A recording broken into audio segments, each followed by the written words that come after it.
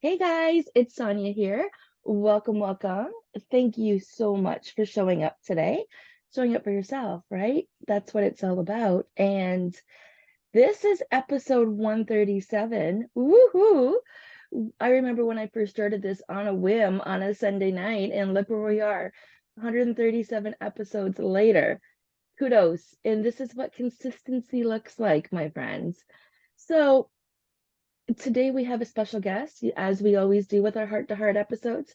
As a quick reminder, heart to hearts are also available on my YouTube channel, which means you get to see the beautiful souls who I've got with me today or in the past. And today it's Samantha Frazer, and she's going to pop in with us right now and introduce herself. Your turn. Oh, my turn.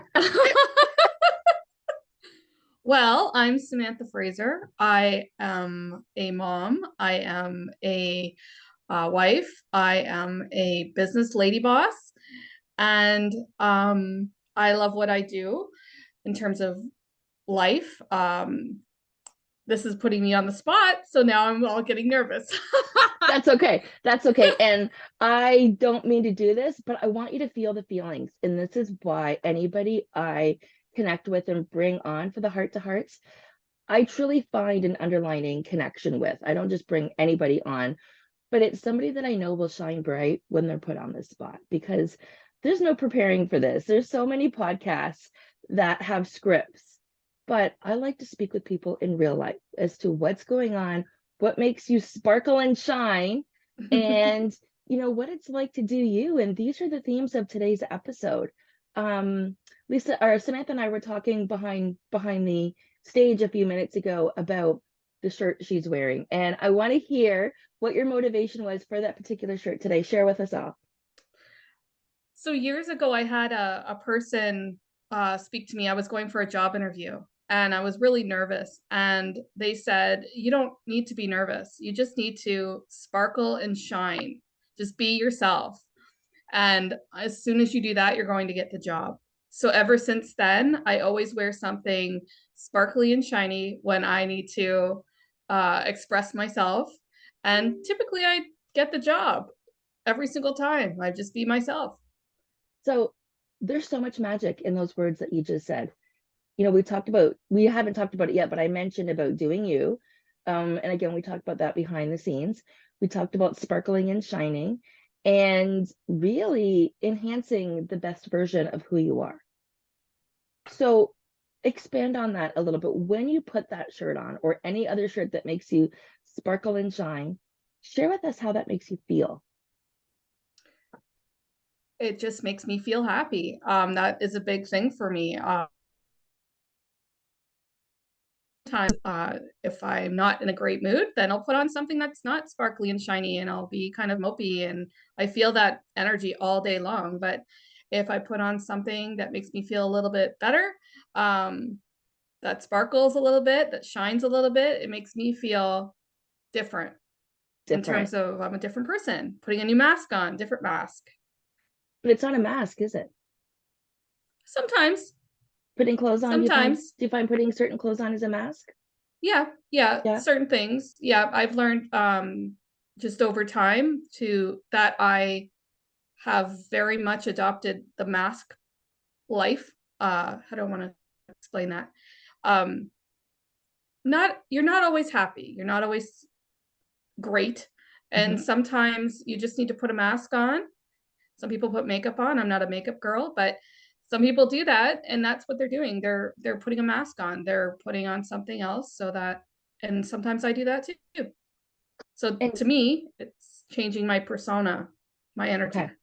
And I was going to ask, do you find it buries the person that you don't like, or does it enhance the person you want to become?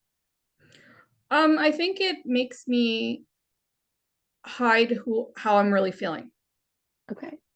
I want to say it that way because sometimes, and what I've learned is through life experience, not everybody really wants to know about how you really feel. So as much as people say, how are you? They don't really care, or they don't want to hear about it, or it's awkward or uncomfortable. And they really want to hear that you're okay, that you're good, that you're great. Not really okay, that you're good, that you're great, that you're awesome. They don't want to hear that you're having a shitty day. It's interesting, isn't it? Yeah. Because when I share with my clients about when we talk about health and happiness, when we talk about joy, the things that bring us joy, even as simple as the fabric on our clothes, or for some people, the makeup on their face. And I do wear makeup. Apparently this weekend, somebody didn't even know I was wearing makeup at the home and lifestyle show in London. Um, Oh, yeah, I don't wear a lot. I don't, and I use it to enhance, not to hide. Okay, well, as I'm aging, I hide a few things. Let's be honest. But I like you, I like to dress with how I feel, but I also have learned that sometimes I dress with how I want to feel, yeah. right? So back to your comment about, and because I find this to be very pivotal, we're in a stage of life where we want people to be open and honest with their feelings because we want those true, genuine relationships. We're kind of all sick, and correct me if I'm wrong, if this is just my opinion, but we're sick of being a number. We're sick of being, yeah, I'm fine, great, thanks, how are you? Without that conversation. We're sick of not having those relationships with people until we get to a certain point with them where there's a lot of hunting and chasing instead of just organically farming and nurturing and taking care of those connections that we have. And sometimes that means, no, I'm not fine. I'm not good. It's a shitty day. Sorry you asked. But how Yeah. good would that feel to say that and get that off your chest? That would be wonderful. And the problem with it is a lot of people think that when you're having those kinds of days, especially in a workplace or even at home or anything, that you're crazy, that there's something wrong with you, that you're 1 second to ending it. I think one of the things that I have a hard time with is not being able to be that true self sometimes. And I think that's because in the position that I'm in, I can't be vulnerable to saying, you know what, I'm just not okay today. I am not okay today. And I can't take a break from that because if I do, then people take that as a weakness. So a lot of times it's like if I'm put into a position where I'm visiting clients or I'm put in even going to a hockey game for my stepsons, I'm almost having to put on like that weird smile, that mask, that yeah, everything's great. How are you doing? And it's just it's sometimes it's phony. And that is unfortunate. I'm sorry to hear, and I know you're not alone. I know we all do it, but wouldn't it Yeah. be wonderful if it could be different? Oh, it would be great if we could just, I truly feel like we need to be more vulnerable in terms of being able to do that. I really hope that someday we can actually get to that point where we can just be ourselves. And I think that as much as people say we're getting there, I don't know if we are. Depends. I think, and that's what I think is different with who you have in your circle and when you're really comfortable. And I know this to be the case because when I work with my clients, they get to the point where they can come right out and say, no, it's a bad day. And it's not just with me, but they can say that to other people. And they're no longer hiding their mask because they're comfortable, or hiding within their mask because they're so comfortable speaking their truth Yeah. because they realize this too is a part of them. I showed up beforehand with my oatmeal, which I have right here, and my coffee. And I said to Samantha, I said, we need to wait just a minute because I can't take Advil on an empty stomach. And I had a headache all morning. And, could that have stopped the show? Maybe if it was that bad or if I wasn't open and honest. It delayed a few things for me this morning. It changed my goals for this morning because I wasn't moving as quickly because I have to tend to this. But there's nothing wrong with sharing that. And I love how this has come up because in corporate, that's taboo for some reason. In entrepreneurship, that's acceptable. You are encouraged as an entrepreneur. And I get, yes, I see that. And we're going to talk about that. I saw the sway, and I appreciate the sway because the sway is her body's way of talking. Samantha didn't say anything, but her body just did. For those that are watching us on YouTube right now, her body just communicated to me that she doesn't quite believe in that. And I'm going to share my perspective as to why. See, it depends on who you're speaking to in the corporate world. It depends on your role and what you're doing, but it shouldn't be any different. There should not be a separation between entrepreneurial, your personal life, your entrepreneurial world, and your corporate world. There shouldn't be. You should be that same person all along. And Oh, when there for are so sure. many variances, it's harder because you're not as authentic to who the core being of you actually is. But you're Oh worried yeah. about losing that contract. You're worried about that image. You're worried about what the ripple effect could be if you're not quote unquote perfect. Yeah.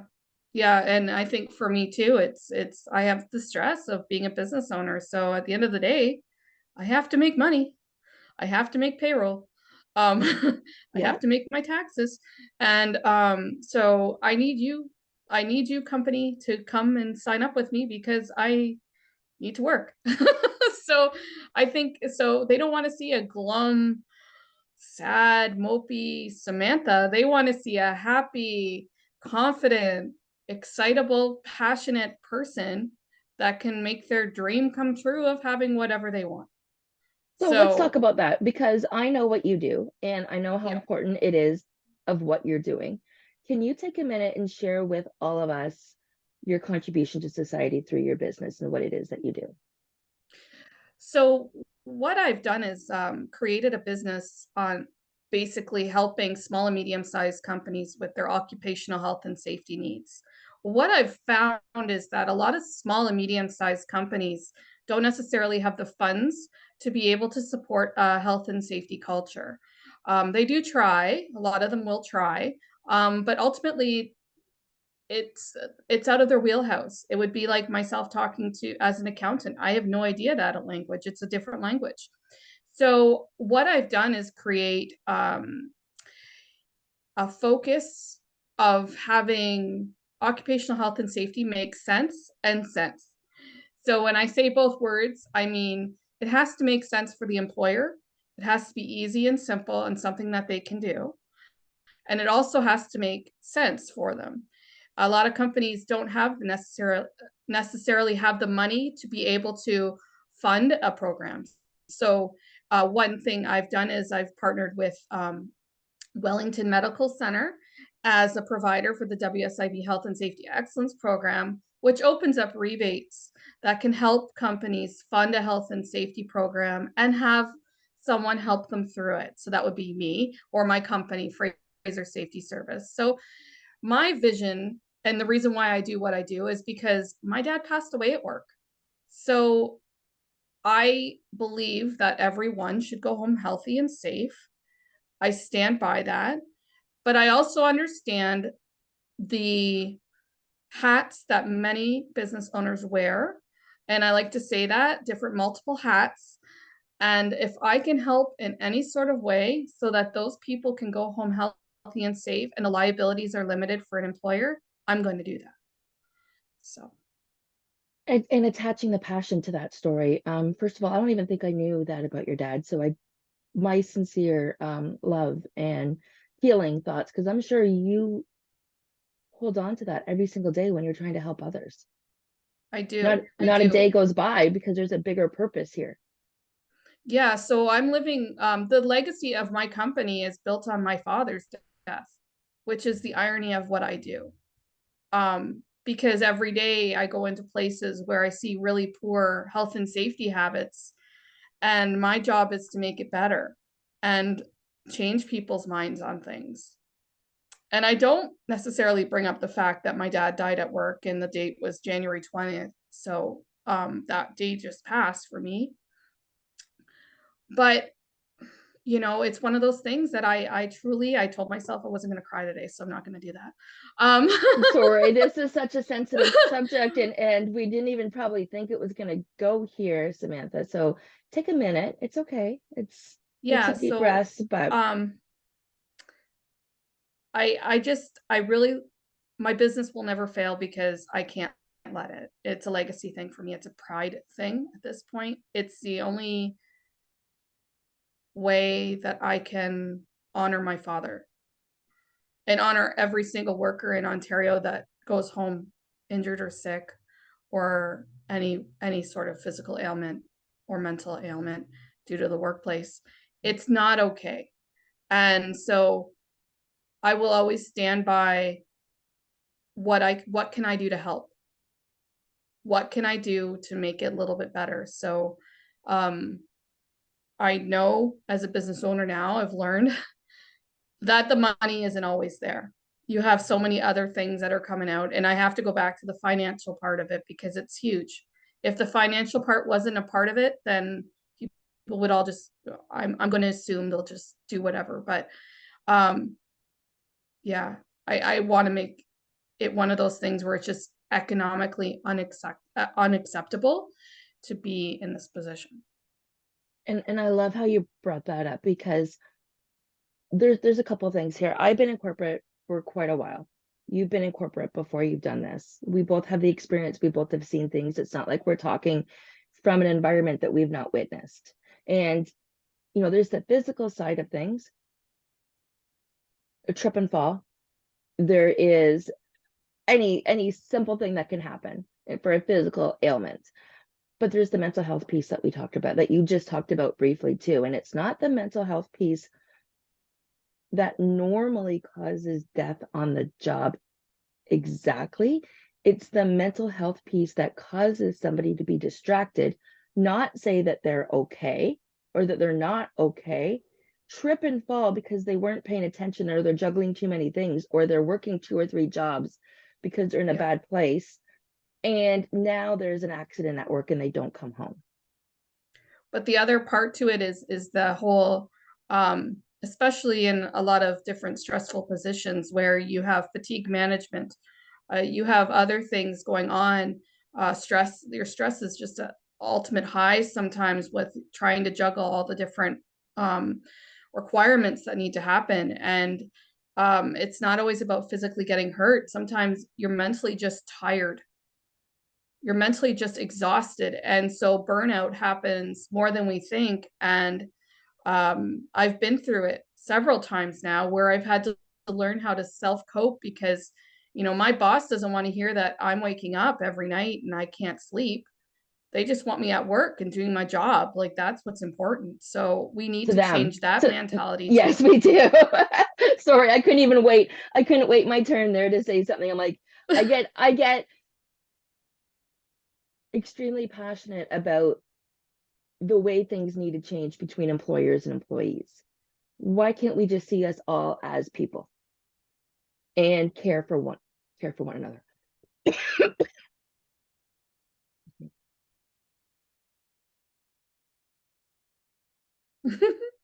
I should have told Samantha if I break out in a coughing fit, she should talk for me, but I just muted Oh, I'm myself for a sorry. I'm just second. going to look at you awkwardly the whole time. That's just what I'm going to do as we're talking about everybody just accepting everybody. Perfect. You know what though? Here's the thing. There's a couple, we're going to turn this around a little bit, because we know people listening to this are employees, employers, entrepreneurs. They're all across the bandwagon here.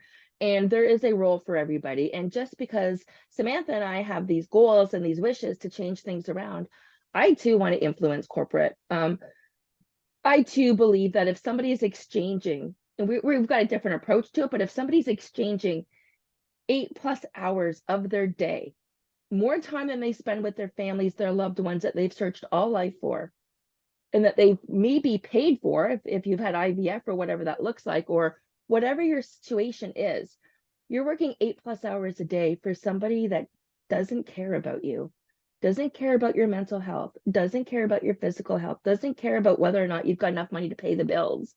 And I'm not saying your employer needs to care specifically about the ins and outs of your life. I'm saying, what if things can change where you're more than just a commodity? How? Can I flip it around? Yeah, please So challenge. as an employer, Yeah, yeah, as an employer, yeah. I feel that too. I feel that people don't necessarily understand my business, my vision, my mission. Mm-hmm. And I feel that I'm under extreme pressure to keep that vision alive. I often have to remind myself that not everybody knows my father. Not everybody was through my whole crisis when it happened, and that their motive for working is not the same as mine. So I struggle sometimes because I just don't understand. I don't understand why you don't want to work. I don't understand what's going on in the background.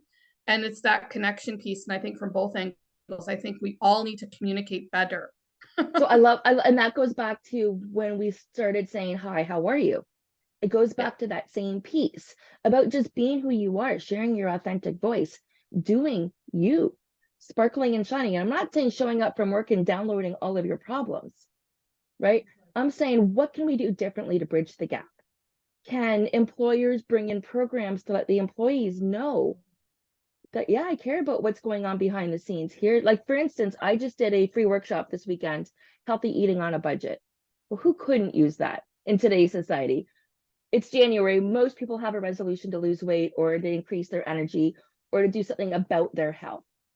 Right. That fits in that one category. We're in an economy right now where people are either haves or have nots.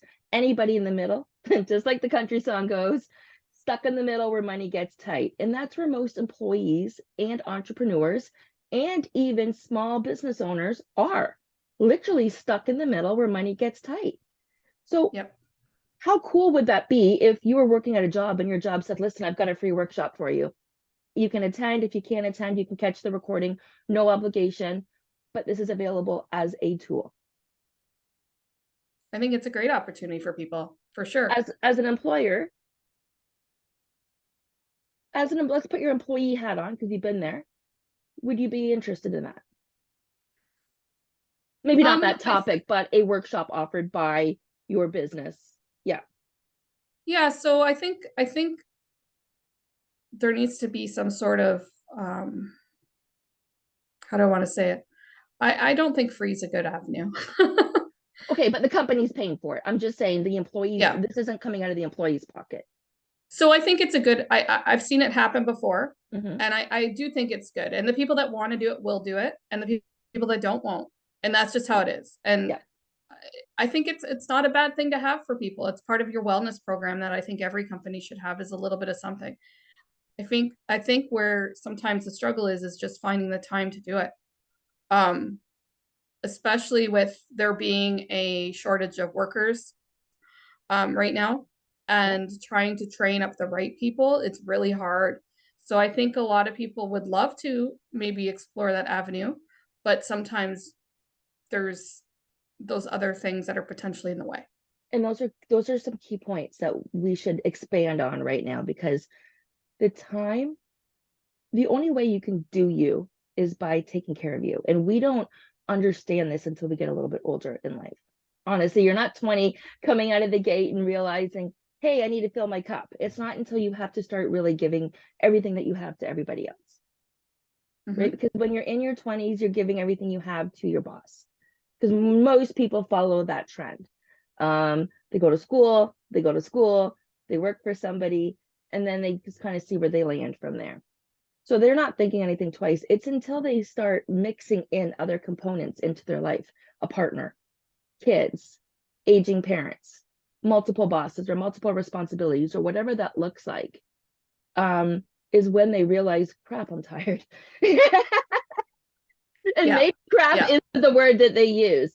But it goes back to what you were saying about making the time, because we're in an environment right now where time is our biggest piece. We think it's money, but it's time.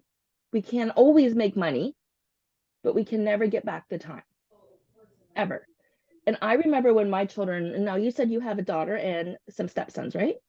Yeah. Yeah. Okay. So you get this. So I remember when my kids were little and I was working in corporate and I was literally gone from 7:38 until about 6. I missed so much of their time together. I came home, cleaned up the kitchen after dinner, gave them baths and put them to bed. And that's what we needed for me to survive. And yes, some of it was for my mental health. I didn't have the resources to stay home full time with the girls. But I don't think I could have either. I remember when they were really little, because my kids were close in age. When they were really little, I actually worked part-time very quickly just so I knew my ABCs. I was a master at my one, two, threes. The house was clean, dinner was on the table. I needed something more, right? I just knew the type of person I was. So Yeah. I never once thought in my 20s when I was raising three kids to worry about taking care of myself. I didn't even know that I was exhausted. And that's what happens is we don't know, we don't know, we don't know, and then we hit burnout. But I also feel like in that time period, because well, my kids were little, um, we're working, we're taking care of them, we're doing all of that, but it wasn't at all acceptable to say I'm tired either. It wasn't. Our parents, So did you ever hear your mother or your father really complain that they were exhausted or tired? no, and it was one of those wait until you get older, So my kids are now gone, like they're in college and stuff now, so it's a different atmosphere, but um yeah, I feel like you're always growing and learning and tired and trying to figure it out. So, what would you say to the past version of you who has experienced burnout? And it could be 6 months ago, it could be 6 years ago, it could be 16 years ago. What would you say to the past version of you who has experienced burnout? Okay, so what I normally have told myself in the past is that it's okay to take a break. It's okay to go back to my roots. And for myself, it's going back to the things that make me feel good. So, um, I generally am a cleaner and a to-do list maker. And one of the things that I'll always go back to is when I feel like my world is very disorganized, not even disorganized, but chaotic, lots going on. I'll go back to what are my core values and what am I not doing? So some of those things will go back to my senses. Sometimes I'll notice my body aches, so then I'll go back and have massage therapy again, or sometimes I always have a mental health check-in with my therapist a couple times a year, just to kind of check in. I don't necessarily need to go to talk to her about anything, but we just kind of check in and see how it's going. Another thing that I'll do is um, definitely plan for the future. I like to make short-term steps or goals, and small little steps towards where my different parts of my like life are going. So it's not always just work stuff. Sometimes it's like I plan to do 3 vacations this year, or you know those kinds of Oh, things. That helps me. so planning helps you.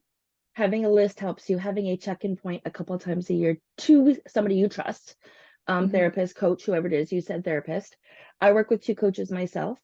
I truly believe we need that outlet to keep ourselves in check and on track. And I don't care who you are. Most coaches I know, most therapists I know, they work with a coach or a therapist. It's kind of like the doctor, though. When you show up when it's your appointment, it's a great day. Nothing's wrong. Your energy is telling her that or him that it's an awesome day. But in the heat of the moment, when you're feeling that spiral shift, before you do those things, because these are the things that are ideal, Mm-hmm. do you know how your body feels in those moments? Do you remember how your body feels before you can set yourself up for success? For me, it's my stomach. Okay, what My happens? stomach will start acting up, so I'll start noticing my stomach pains. I've definitely gotten cue with like my stress level in terms of how I'm feeling. Some people get headaches, some people get other things, but I typically will have stomach aches. Um, I've always had that. I'll also have insomnia, so that's another thing for me Yeah. because I will often go to sleep, but I can't stay asleep. So I'm not sure if it's a menopausal thing too. It could be part Oh, of it it, could but be. We're at that age where it at that could age, be. Lucky us. it could be anything. But yeah, so for me, I definitely look at my body cues that way.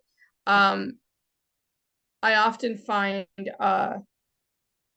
you know, it's not always just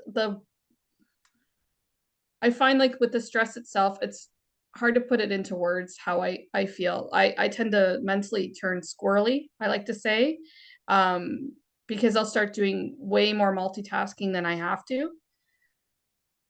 That's kind of like where I start noticing. I'll see something and I'll be like, okay, I'll do it. Okay, I'll do it. Okay, I'll do it. And soon I'll see like this list that's like super long.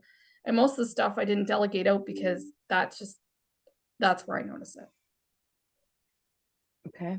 Then I have to start centering myself. Okay, do I need to do the groceries? Do I need to do everything? No. Do you center yourself before or after the burnout? I typically don't catch it until I'm into it. Okay. And I love, and this is what I was looking for.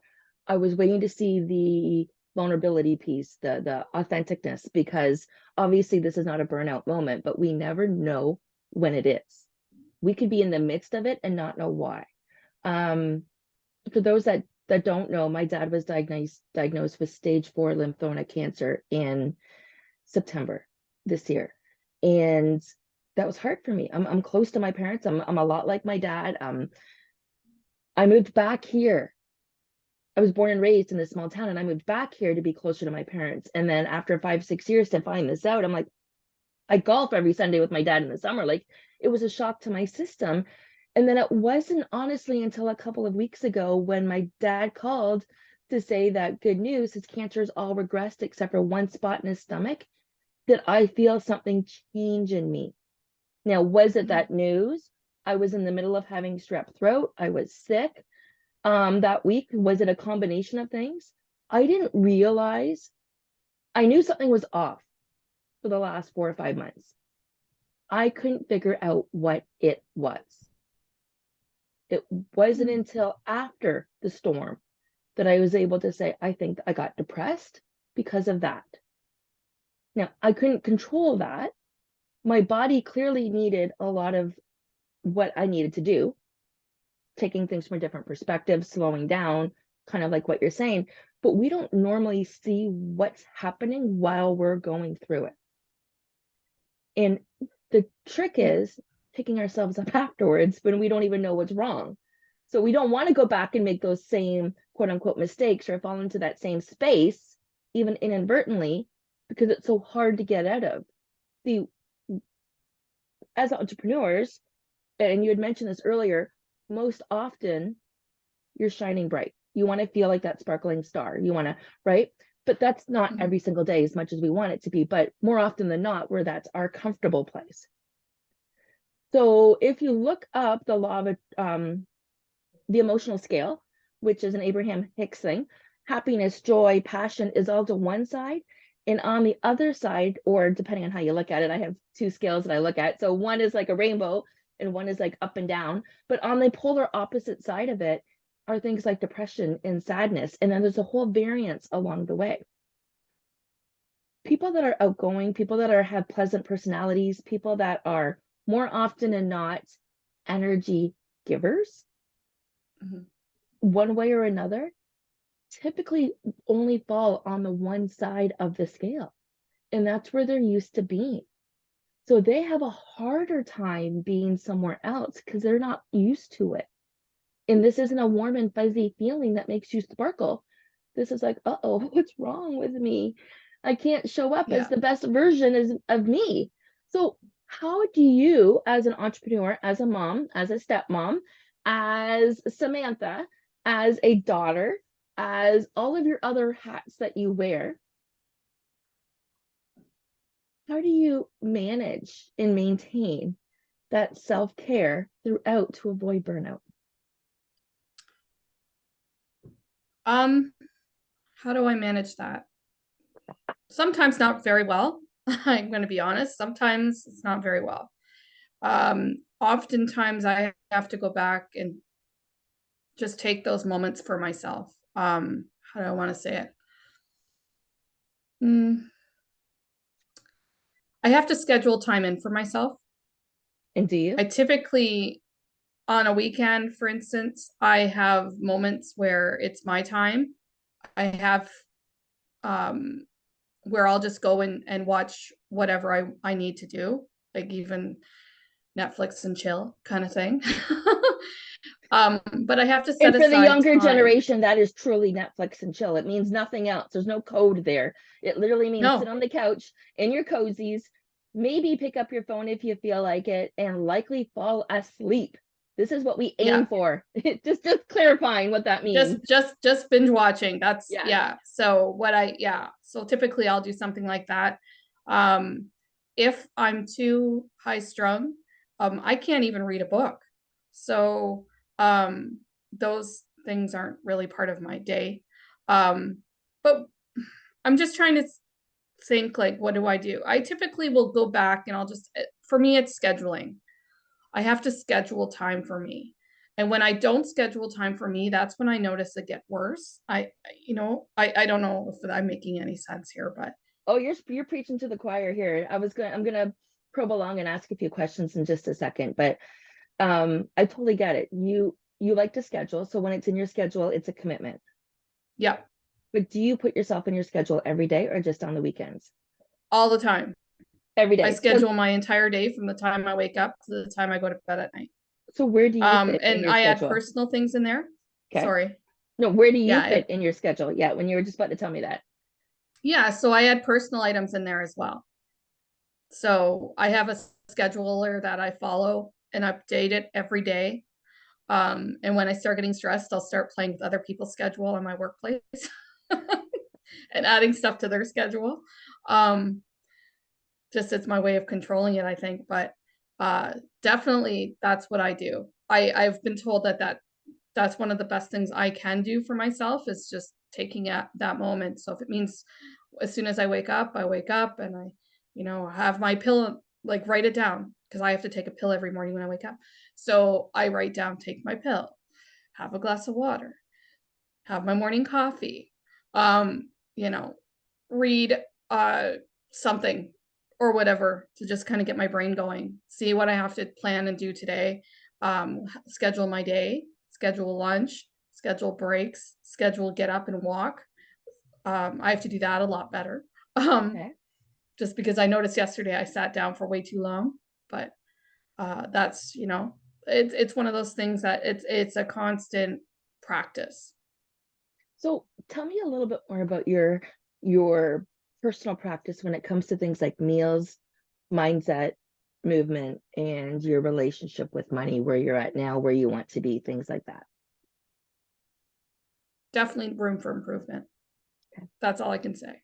That's Um, okay. I've been really self-focused on the business that I've let things, my other part of it slide. I'm not gonna say it's not for the bad because I find when I'm moving a lot, it typically would be at work. I don't always sit down at my job. So if I'm out in a job site or workplace, I'm walking a lot. So it's not that I'm not moving. Um, but what I find is that I get stuck in a rut in terms of my mindset because I'll almost obsess about my work and not just about the work, about health and safety. It's more like the business. Where do I need to go from here? How many contacts do I need to contact today? Um, the money, that kind of thing. So, and with the money part, um, definitely it's hard because people don't tell you all of the ins and outs when you're starting a business in terms of how much money financially is involved. And then on top of that, you have all the financial things that you have to be on top of because the government penalizes you if you don't. So there's a lot of that, and it's scary. And there's limited funding to help you along the way. You have to have all this experience. It's almost like when you're starting your first job. You're just out of college and you're looking for your first job, and you just want somebody to give you a break because it's stressful. It's hard. It's like I have to pay these student loans back, but nobody will give me a job. And so then you want to give up. Like there's some days where it's just like hard. It's like I could just say goodbye. But then I can't because I'm living the legacy for my dad. So it's that struggle that I'm at now. And even if you stepped away from it, you'd be back in a week or two or in a month or two. You would just take a sabbatical, and there's no way you're really, truly stepping away from your extreme passion. I've tried. I've We've all tried. tried. We've all tried as entrepreneurs. Yeah. I I've tried too, and I can't. I love what I do, and people need this because what I'm listening to is you're teeter-totter of life Mhm. right now. You've got your professional and your personal. And we've talked about burnout. We've talked about doing you. We've talked about sparkling and shining. We've talked about showing up authentic and real. And a lot of that was shared today from the perspective of a business owner who has employees, who has passion, who has a legacy. But you admittedly shared to the world that your teeter totter is not balanced and that you have No. had burnout before. And until you make a change in the areas of taking care of you first, you're going to have burnout again. And Yeah. we don't know when that burnout's going to happen. And we don't know how long you're going to be out and down for. But what we do know is people are counting on you for your Yep. business and for your skills and for the value that you bring to the table and for the fact that you are saving lives every single day. So Yep. I'm going to ask you a hard question, and she might strangle me after this, but whatever. We're a couple cities away, so I'll have enough time to run. Just being honest. Samantha, what would it take to put yourself first? Like, what's it going to What would take? it take me to put myself first? Mm-hmm. To be financially secure Okay. and having the right people in place for my business, for them. And for my other part of my life, I think again, it would be I have a support system, but I think it would just being able to have the time to be able to balance that, to spend more time at home doing what I need to do. So yeah, I think it's just again, it's that teeter. I'm envisioning the teeter totter now, and I'm like, Okay. well, So now we're going to take that to the next level because everything that you just said, you can't necessarily control right now. It's not on your will, no, right? Or it would have been happened already. And I'm yeah, talking big picture, and I don't care what you believe in, there's always a bigger picture at play here. So I do a lot of work with a lot of the attraction and the universe, and um, whether you call it spirit, God, angels, whatever, we will get everything that we want. You have gotten this far with your business, but it's not on your terms at all. no, So no, when that, and since 2018, it hasn't been on my terms because I'm a Taurus and Uranus has been playing in my playground. So a lot of changes have happened in this time period, and none of it's of my control. perfect. So you appreciate that. You know where I'm coming from. Mhm. So all of the things that we talked about, why you're not balancing your teeter totter, are uncontrollables. So I would love to leave you today with a thinking point of what can you do today to help bring that into balance on your terms? What actions can you do? Because burnout isn't going to happen when you're feeling good. Burnout isn't going Right. to happen on your terms either. Burnout is going to be one day you're going to get a client that's having a rough day, or you're going to come home and have a family member that's having a rough day, or you're going to get sick and it's going to completely explode as it has before. That's what burnout is. So, Mhm. what can you do today to start to balance teeter totter? So what I'm doing from my personal level right now is I'm really looking and evaluating all of the different avenues of where I want to go in my life because I am kind of in a different transition period with my kids not at home. Mhm. Um, so one thing I have been working on with my husband is just a better relationship and we're evolving as a relationship. And I'm working on the fact that we don't necessarily have to be traditional about everything. So that's a big thing. So we're kind of working on different pieces in terms of that. And then as per the business part, which is also important, um, I'm looking at getting the right people in place to take off some of that energy. And I also know that what I thought I was going into like to do is evolving as well. So I'm not really sure where my plan will be, and probably a year from now you can ask me again and I'll be like, Perfect. oh, well, I'm doing this or that. But right now it's I'm learning different parts of things I didn't know. So right now it's a big learning phase. And So that talks to me about you being open-minded to yeah, what could possibly be next. yeah. Are you journaling? I do journal, yes. Okay. Yes. Do you meditate or do anything that makes you pause and reflect? I meditate every night. Perfect. So a I couple do. boxes are being checked here. Do you move your body regularly? I do. I wouldn't say I work out or anything like that. That's not me. And But and I definitely get up and move. So yeah. working out can be different for everybody, right? When I was teaching at the studio, that was boot camp or fitness boxing or stretch and flex. My workouts now look completely different, and that's okay. My workout this morning was supposed to be a walk with my girlfriend. Actually, we were going to go for a walk, and it's negative 13 out Celsius for anybody listening to this. And I'm like, no, it's too cold, because as I'm getting closer and closer to 50, which will be July, Oh, I I don't want to. I don't want to bundle up and go for a walk with snowsuit on at negative 13 in the morning. No. yeah, Maybe no. if the sun's out in the afternoon, will I do that? But so then I thought about Pilates, and then I realized, no, you know what? I did a good spin job yesterday on the bike, and I need to nurse my headache, and that's okay for today. So a walk, he's sleeping. There's always a dog in here, and they know the word. But so like a walk later today is okay. And that's it's just a way of moving your body and moving the energy. So that energy Yeah. doesn't stay stuck and come inside. It was yoga on Sunday. You go from high intensity interval training to yoga, and it seems like such a vast difference, right? But it's not. It's still mindful, it's still movement, it's still moving the energy through your body, which is what we need to be doing. Okay, so we are going to sum up today's podcast. I just want to put everything together. You know, we talked about doing you, and right now it sounds like that's a work in progress for you a little bit. There's some things that you're doing, but there's some things you want to progress on, because at the end of the day, you want to continue to sparkle and shine.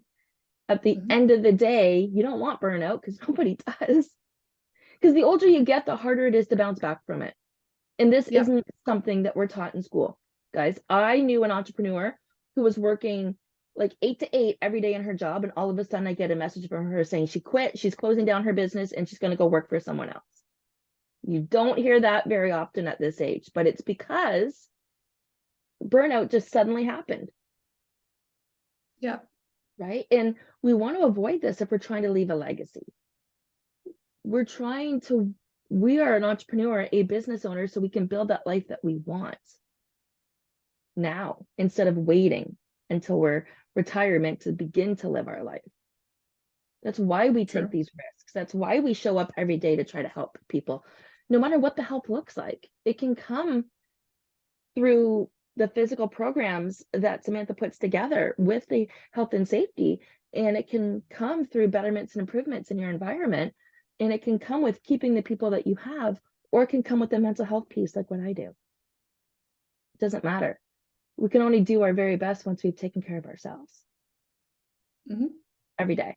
And that means grace and gratitude for the times where we're going through something and we don't know it, and accepting the people that come in our lives to pull us through to that next level. So as we're signing off today, and I want to ask you, what would you tell your future self? We asked you what you would tell your past self, but if you think of the sparkle and shine, you think of doing you, you think of being authentic and vulnerable, think about your business and your goals, Samantha, what advice would you tell your future self? What advice? To just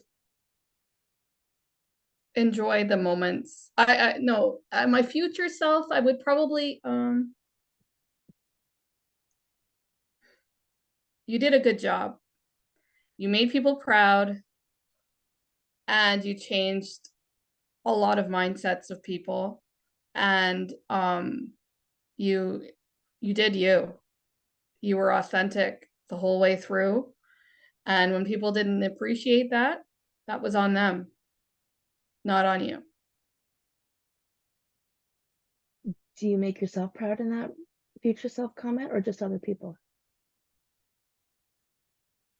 I think both. Awesome. We're gonna have to interview Samantha again down the road and see how much she makes herself proud and for the work that she does for herself and for other people. Is there anything you want to add, Samantha, today? I just want to thank you for this opportunity for my first podcast. This has been exciting and neat, and I would love an opportunity to come back on and showcase the business at some point. Absolutely. Absolutely. I think that would be a great fit. Okay, guys, thank you so much for chiming in. I'm going to have Samantha's contact information, her bio, in case you're in an environment where you could use any of her services. Again, health and safety, we cannot turn a blind eye to that. I've been involved with so many programs with that in the past, but I truly believe in connecting with the source. So the money, the resources go to the right people at the right time, and the right people get helped instead of going through a whole bunch of communities. Anyways, we're going to have her contact information included here. You'll be able to reach her at any time. Got her link in her bio. And this particular episode is going to be going live the week of January 30th. Actually, today's the 31st, so it'll be going live today. So everybody be able to watch it and see it and listen to it, and available on all your favorite listening platforms. I'll have my contact information in here as well. But thank you so much for chiming in today. Thank you.